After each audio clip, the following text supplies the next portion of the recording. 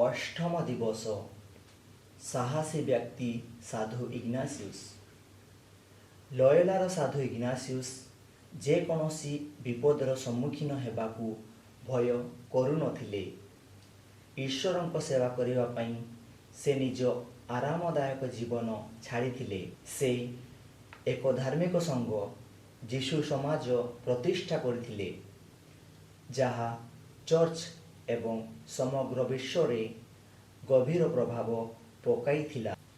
ସାଧୁ ଇଗ୍ନାସିୟସ୍ଙ୍କ ବିଷୟରେ ସବୁଠାରୁ ପ୍ରଶଂସନୀୟ ବିଷୟ ହେଉଛି ଆରାମଦାୟୀ ଜୀବନକୁ ତ୍ୟାଗ କରି ଯୀଶୁ ଖ୍ରୀଷ୍ଟଙ୍କ ମାର୍ଗରେ ଚାଲିଲେ। ସେ ଜାଣିଥିଲେ ଯେ ଈଶ୍ୱରଙ୍କ ଇଚ୍ଛା ଅନୁସରଣ କରିବାକୁ ହେଲେ ତାଙ୍କୁ ବେଳେବେଳେ ଅନେକ ବିପଦର ସମ୍ମୁଖୀନ କରିବାକୁ ପଡ଼ିବ। ସାଧୁ ଇଗ୍ନାସିୟସ୍ଙ୍କ ଉଦାହରଣରୁ ଆମେ ସମସ୍ତେ ବହୁତ କିଛି ଶିଖିପାରିବା।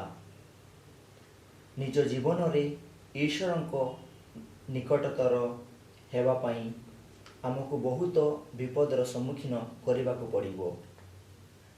ଯେତେବେଳେ ଆମେ ଜୀବନରେ କୌଣସି ନୂତନ କାର୍ଯ୍ୟ ଆରମ୍ଭ କରୁ, ତେବେ ଆମେ ଜାଣିନଥାଉ ଯେ ଆମେ କେଉଁ ଦିଗରେ ଗତି କରୁଛୁ। ଏହି ସମୟରେ ଆମେ ଈଶ୍ୱରଙ୍କ ଉପରେ ଦୃଢ଼ ବିଶ୍ୱାସ କରିବାକୁ ହେବ ଓ ଅଭିଜ୍ଞତା ଓ ସାହସ ମିଳିପାରିବ।